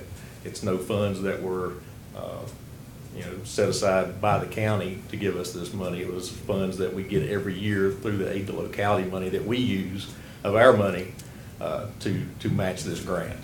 But it is funneled through the county gets that money, and then they write checks back to the individual fire departments. But that's kind of what we've been through. This is the fourth time with the charm. Like $800,000 for 120 air packs is just, it's very much needed. Our air packs are right at 20 years old now. That is the standard that the National Fire Protection Association does look at it. And after that length of time using that air pack, they say it's spent their course, and all the manufacturers of the air packs feel that way also. How many years did you say they're old? They're 10 or 20? Oh, we're probably 20 years 20 old years now. old. The last ones we bought were bought on the grant also through the same grant. Well, congratulations. Thank Good you. work. Thank you. I'll give credit where credit is due. Tim Estes, he was with the county. Now he's with the Virginia Department of Emergency Management. He is my grant officer for the fire department. We worked together. He did the bulk of the work and really made this work for us. That's wonderful. Thank you. One thing I would add to it is that it, like I said, it does exceed the 1%, and it requires you all to have a public hearing on it, and it may require to, but I'll leave that to the legal and the interim town manager. But we are acting as a fiscal agent, which means that the money will come to us, and then the money that goes to the other fire departments is in that. It's written in the grant that the town of Abington had to be the fiscal agent for this, so that's why we're having them in there. And the grant has to go to a fire department. The county itself does not have a fire department. They are individual departments. The town of Abington has their own fire department, so. I never will understand that, but thank you. If you could just explain the match at 1%. So we're going to be paying.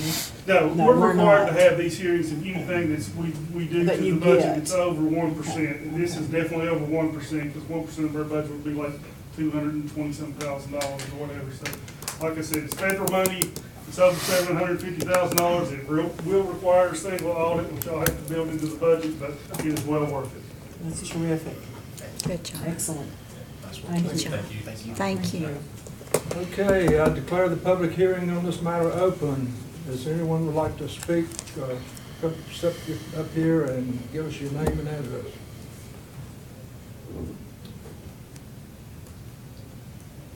Anyone?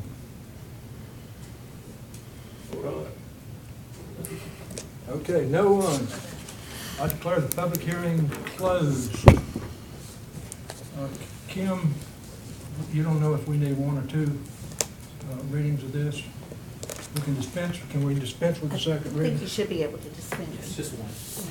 Just You one? don't need two readings.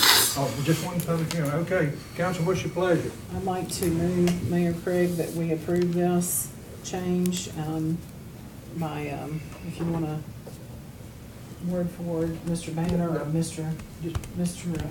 Chief McCormick here. Your motion is for Approve it. approval to adopt the ordinance amending the town's budget. I'll second There that. we go. All right. Motion by Ms. Vice Mayor Patterson, second by Mr. Webb. Any discussion? Thank you. Thank you. Kim, call roll, please. Mr. Bradley? Aye. Ms. Quetch? Aye. Mr. Webb? Aye. Ms. Patterson? Aye. And Mayor Craig? Aye. Okay. Now we have the unique pleasure of a presentation from Natalie Graham, Executive Director of the Community Center of Abington, Virginia.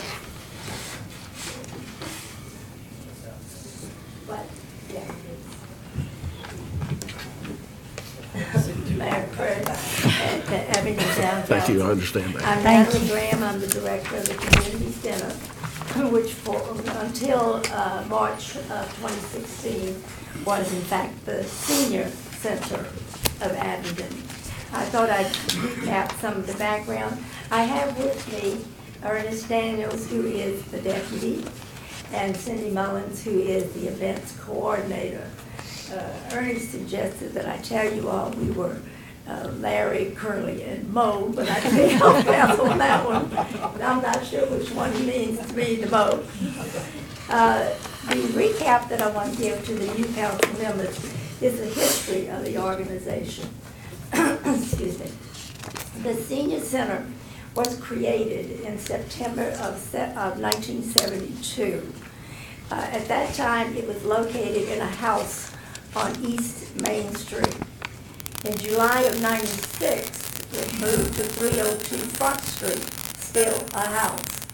In 2002, it moved to 300 Senior Drive, and I think that's probably where the problems began to happen, because that facility now is more than 15,000 square feet. And a handful of seniors, 186 of them to be exact, could not possibly support a facility of that nature. At the same time this was occurring, the donations and the allocations were going down, and the cost of doing business was going up. But nobody saw fit to change the way they were approaching the problem. At that same time, United Way's contribution dropped from 40,000 to 0. Yeah, pretty bad. I was asked in 2016 to take the senior center and fix the problem. And I assured them I would do that, but only if they would allow me to change the name and change the direction that we were going in. Because as I said a moment ago, 186 seniors could not possibly support a 15,000 square foot facility. In 2017, our annual operational costs were $241,065.38. In 2018, as of the end of September, we've already exceeded 249,000, and we've got 3 more months to go. So obviously, allocations and donations are not the way to do business any longer. The total allocations and donations represent about 40%. So 60% of what we do is revenue generating activities. And speaking of that, we could put a parking lot for you on the grounds over there. And Ernie could park your car for $1. Shuttle service. Then he's gonna take over now and tell you all about the new activities we've got. We need a shuttle service over there. Yeah. Instead of Meals on Wheels, just, Transit on Wheels or something. Well, the community center of Abington serves all of Washington County, but because we physically sit in the town of Abington, we believe the community center has the potential to be a great asset to the town. We've suggested, we met with the mayor and the vice mayor several weeks ago, and we suggested that we would like to see the community center hosting town meetings, be a meeting place for civic groups, other functions and events that may have been somewhere held at other locations. And we would like to increase the awareness of the center while supporting the town. Since that initial meeting with the mayor and the vice mayor, we've met with the tourism department, which was very beneficial. They gave us some great tips and some hints on how to, improve our brand. We're hosting a book signing that previously would have been held at the library. Now, we lucked out with that one because the library's under some renovations and they needed somewhere to go. So that's a plus for us. We are also working with the Kiwanis to have their meetings at our location. And we're marking ourselves as a conference center for corporate functions. So we're really trying to increase our brand, get some different events. Our Monday through Friday events would be great because we do pretty good business on the weekends, but we're really looking to increase what we do throughout the week. Some of the programs that we currently have and some of the events, of course, is our flagship program is Meals on Wheels. And that's really where the bulk of our money goes. We use a lot of our operating expense for the Meals on Wheels program. So we're always struggling in that regard. We have Wednesday night bingo. We also have Saturday night dances. Those are hosted by the Bristol Show Palace. We have a Tuesday night dinner and music at our new Greasy Bean Cafe. So if you haven't been out on Tuesday night, you should come out and enjoy the meal and the music. And we just recently started Hot Dog It's Friday sales and senior on Fridays, which is going very well for us. And that's just another way that, you know, we try to pull in every dollar because we do want to be self-sustainable and really increase our revenue that we have at the center. Now, new this year is the Wolf Hill School program. We're have 2 rooms that the Wolf Hill School is taking, and we're hoping to have some intergenerational programs with the school and with the seniors that we still have at the center. We have a long list of dream programs that we'd like to provide. Some computer labs, we'd like to have a community playground, some school dances, some game tournaments.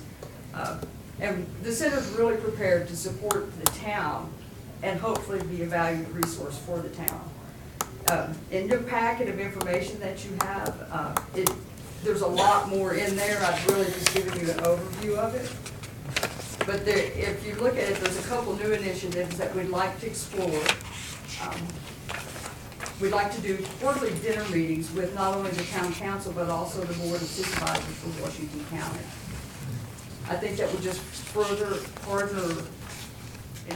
increase our partnership and some collaboration, not only with the town, but also with the county. And we're also looking the possibility of having someone from the town council sit on our board, as well as someone from the board of supervisors for the county. So what we're really trying to do is we're trying to be inclusive with the goal of meeting the needs of the entire community, not only just the county, but the town as well, and really partner with the town. Questions? That's pretty cool. Thanks for what you do. So you're suggesting that we put somebody on your board, is that? Yes. Okay. We have several slots available on the board right now. Yeah. Okay. All right, thank you, and I want to say that one of the first things that I had the pleasure of doing on town council was meeting Natalie Graham. Kathy Lowe took me over there, and I want to tell everybody that that woman is a walking miracle. She has been through absolute hell trying to get this center straightened out.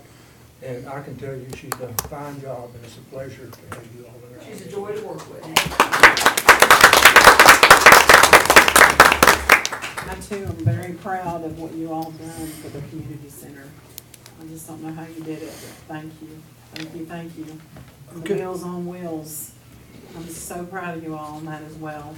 You all have a lot of people to take care of and make them happy and feed them properly, and that's so much appreciated. Thank you. Okay, council, what's your pleasure on this matter? Would you like to discuss placing a member on the board and attending quarterly dinners on the work session agenda for the next meeting? Or how you want to proceed? When you say quarterly dinners, is that for all town council members, sir? Or just one, or that's on the board, or what's your proposal? I think we were suggesting a quarterly dinner for the entire council. Yes. Yes. Okay. All right. What do you want to do? I say we put it on a work session.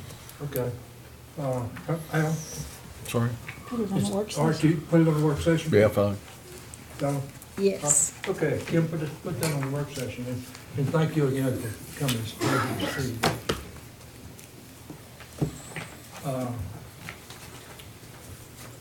Okay. Next item on the agenda is a public notice for environmental permit to seek public comment on a draft permit from the Department of Environmental Quality, interim town manager.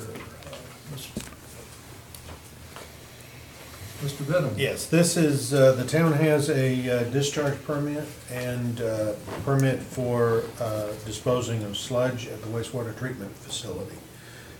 This would be a renewal of that permit. Comments, it's a required 30-day comment period that we're in now. Citizens who have comments to make would make them to the Department of Environmental Quality. The proposal is for the discharge of 4.95 million gallons per day into Wolf Creek, and the sludge management plan consists of Class B sludge, which is disposed either at the BFI landfill in Churchill, Tennessee, or the Glen Environmental Center in Johnson City, Tennessee, with a portion of the sludge being further treated for composting and then either sold or given away to the public. Comments are, written comments can be submitted to the Department of Environmental Quality at the address given in the notice. If sufficient comments are made to them and sufficient reason given, then a public hearing might be required. Otherwise, at the end of the 30 days, the town would proceed with the renewal of its discharge permit. So we don't need to do anything with this tonight? There'd be no action, it's just public notice that has been given that there is a 30-day comment period. Okay, the next item is consideration of appointments to the Town Code Ordinance Committee to review current code and suggest updates. So, Mr. Benham. Apologize, I was looking at a note that she had.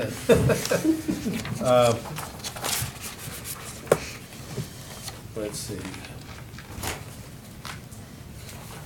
Okay, this is the consideration of appointments on a town code, town ordinance to review the current code and suggest updates, which was discussed at the last work session, and council indicated at that time that they wanted to formulate that committee. Okay. My recollection is that we will ask you all to make a recommendation on people to be on that committee. So, I got a quick question. That can include zoning and variance laws? excuse me? Does that include zoning and the variance? Yeah, it includes the entire. Like to, Yeah. since I chair that.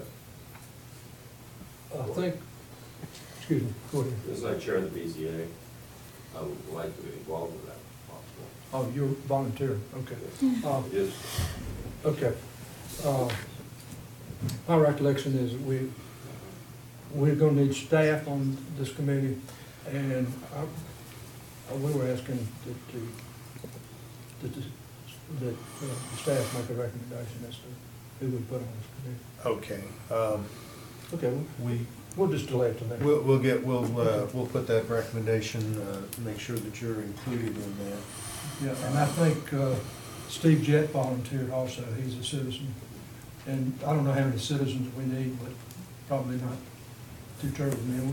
My recollection of the discussion, Ken, was that we might need a developer. As my memory is coming back. And I think Tanya would know about that. But we need some people from various.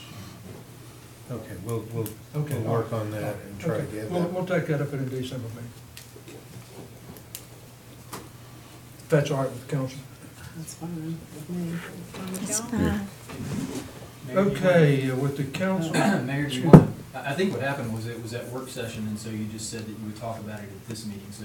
Oh, okay, maybe It might be appropriate for someone to make a motion in a second that can direct staff to do it that way. Okay, all right, that's fine. I'll make that motion, whatever it was. All right, motion by Mr. Bradley, second by Ms. Make Patterson. staff in charge. Any discussion? I'm not the only one that has that glitch. I'm 78 years old, I can't remember how I got up this morning. How can I make my excuse? Okay. Any discussion on the motion? Okay, Kim, call roll, please. Mr. Bradley? Aye. Ms. Quetch? Aye. Mr. Webb? Aye. Ms. Patterson? Aye. And Mayor Crick? Aye.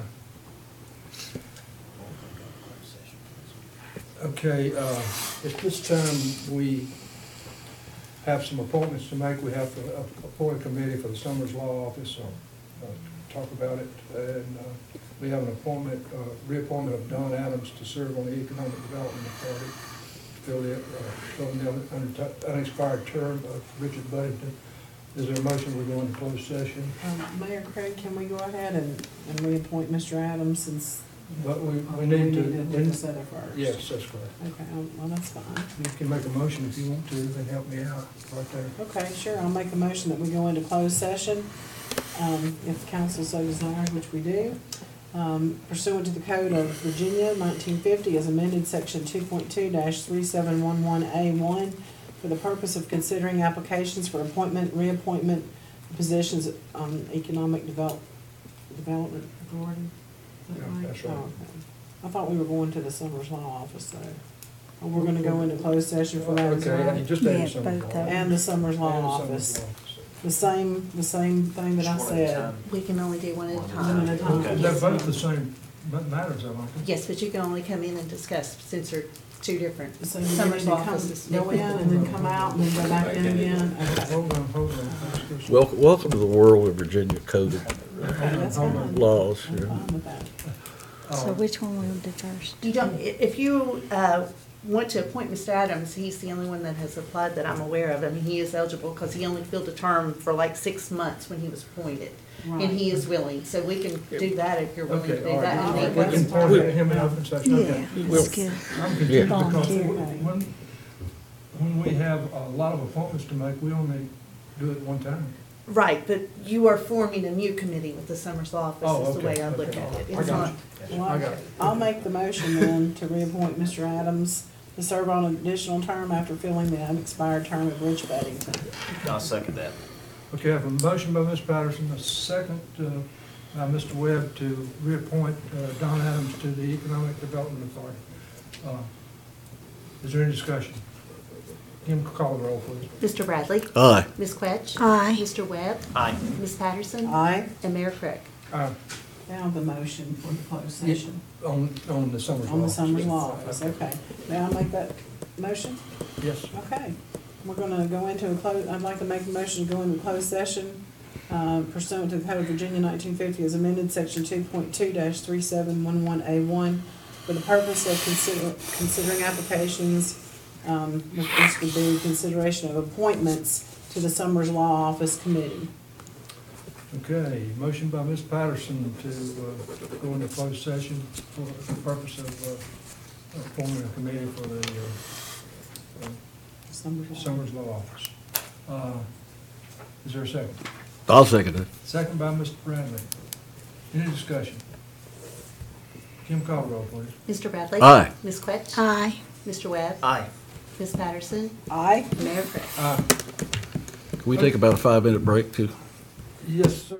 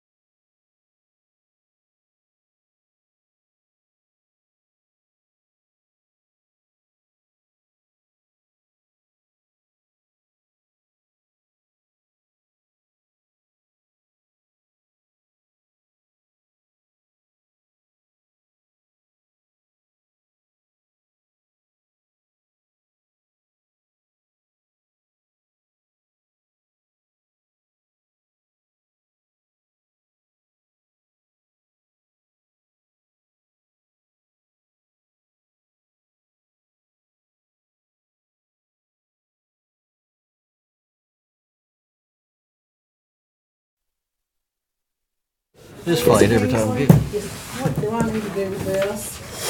That was just a copy.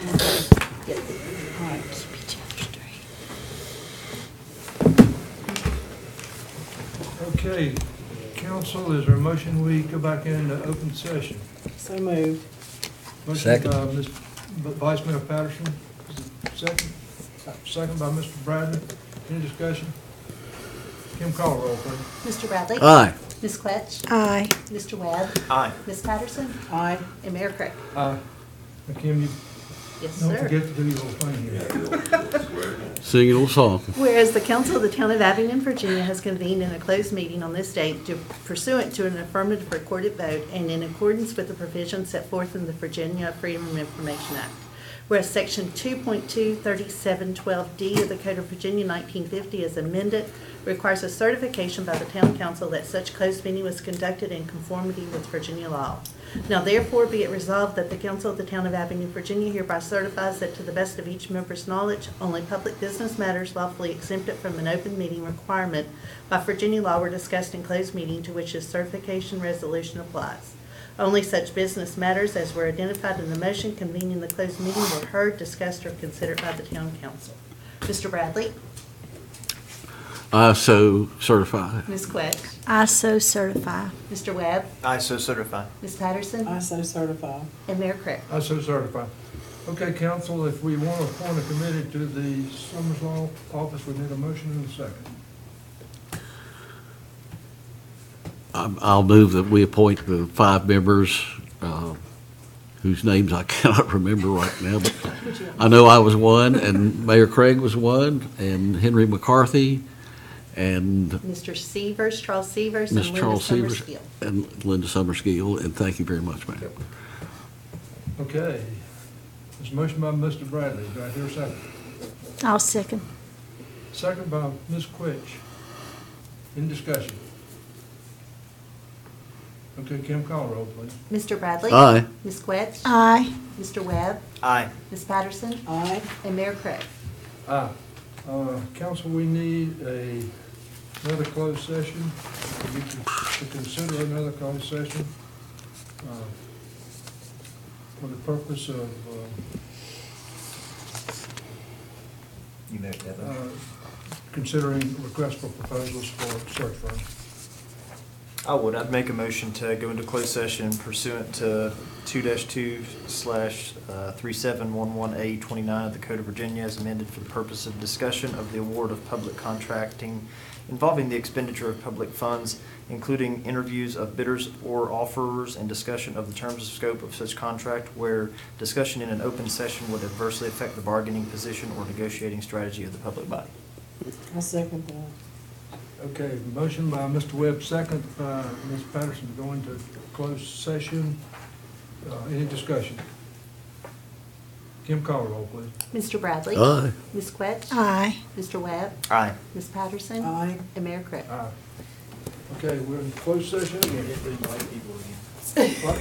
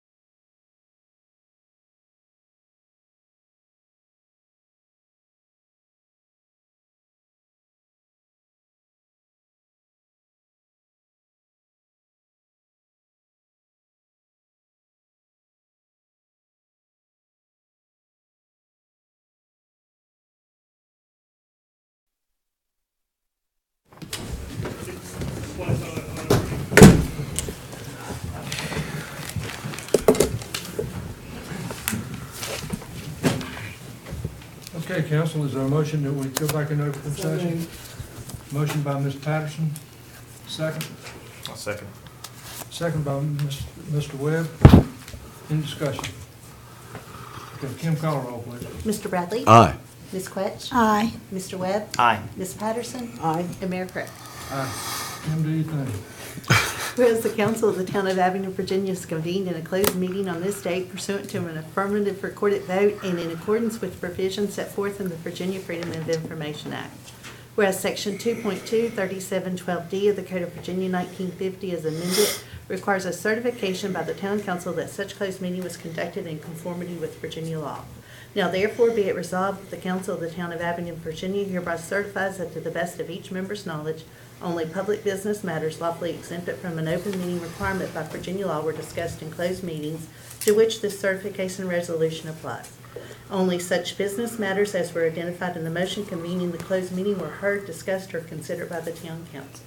Mr. Bradley? I so certify. Ms. Quetch? I so certify. Mr. Webb? I so certify. Ms. Patterson? I so certify. And Mayor Craig. I so certify.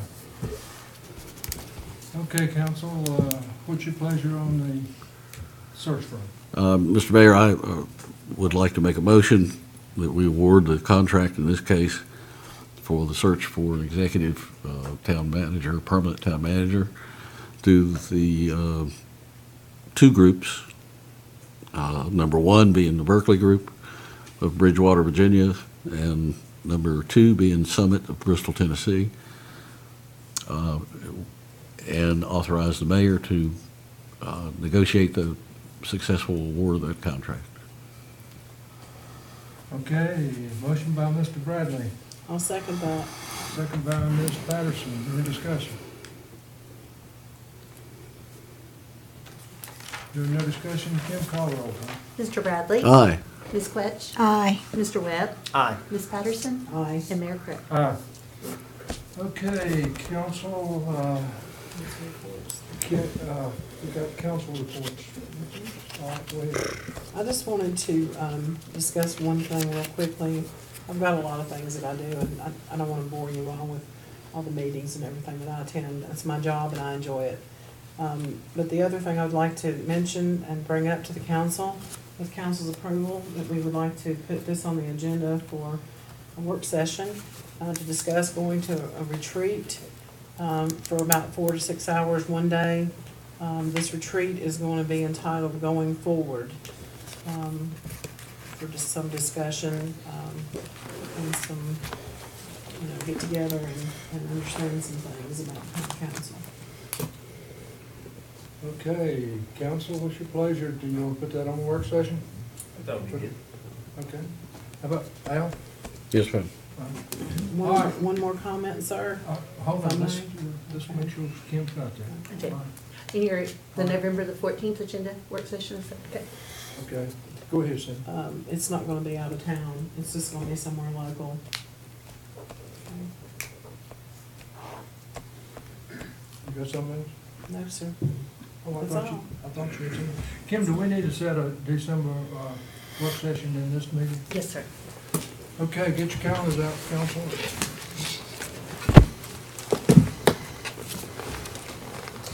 We need a December work session. Derek is off on Thursdays. Derek, generally, how about the 13th? It's good for me. Can we have it early? I think that's actually my day to work. I'm off the 11th, 12th. He's off the 11th and the 12th, he's not off the 13th. Okay. Either one. The Wednesdays aren't good for Donna. How about the 11th, Al? That's fine. Donna's 11th, all right with you? That was good. After 2. What? After 2. After 2.